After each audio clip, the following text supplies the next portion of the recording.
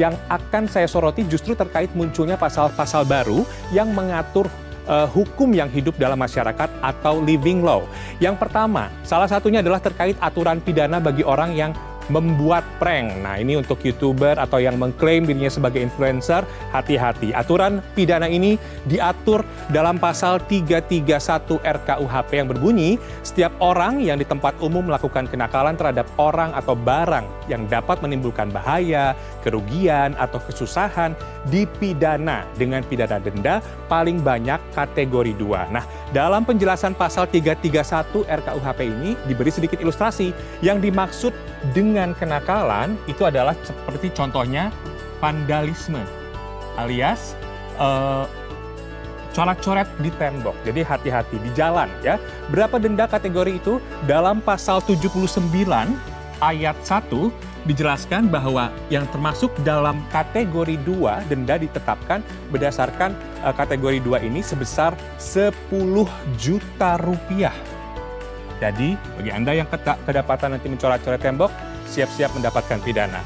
Kemudian, selanjutnya, RKUHP juga melarang siapapun untuk berisik pada malam hari hingga mengganggu tetangga. Bila tetangga Anda tidak terima, ia bisa melaporkan Anda ke polisi. Jadi, hal ini diatur dalam bab gangguan terhadap ketentraman lingkungan dan juga rapat umum.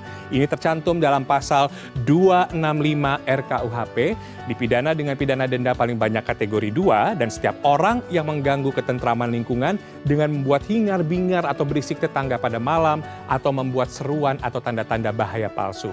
Ini apakah termasuk dengan pengamen gaban nggak ya, yang speakernya segede-gede, yang sering lewat dan dengan musik yang cukup keras itu.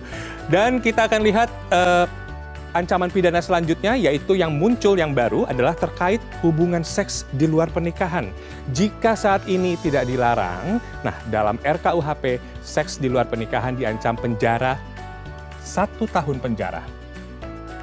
Ya, setiap orang yang melakukan persetubuhan dengan orang yang bukan suami atau istrinya dipidana karena perzinahan dengan pidana penjara paling lama 1 tahun atau pidana denda paling banyak dengan kategori 2 seperti yang sudah saya sebutkan tadi.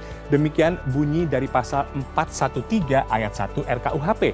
Namun pasal ini baru berlaku apabila ada aduan dari suami atau istri bagi orang yang terikat perkawinan atau dari orang tua dan anaknya yang tidak terikat perkawinan. Dan pengaduan ini dapat ditarik kembali selama pemeriksaan di sidang pengadilan belum dimulai. Kemudian selanjutnya, ini juga masih terkait seks di luar nikah. Sekarang ini ramai istilah kohabitasi. Apa itu? Kalau istilah awamnya adalah kumpul kebo.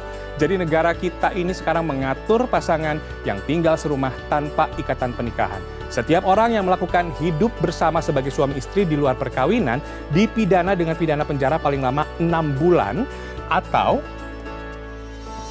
denda paling banyak kategori 2. Ini tercantum dalam pasal 414 ayat 1 RKUHP. Sama dengan juga pasal seks di luar pernikahan. Untuk mempidanakan pelaku kumpul kebo harus ada delik aduan ya dari sang suami atau istri atau orang tua dan anaknya. Dan tentunya RKUHP ini akan menggusur KUHP warisan penjajah Belanda, Wetboek van Starverk, saat Belanda menjajah kita. Wetboek van Starverk itu menggusur seluruh hukum yang ada di Nusantara, dari hukum adat hingga hukum pidana agama.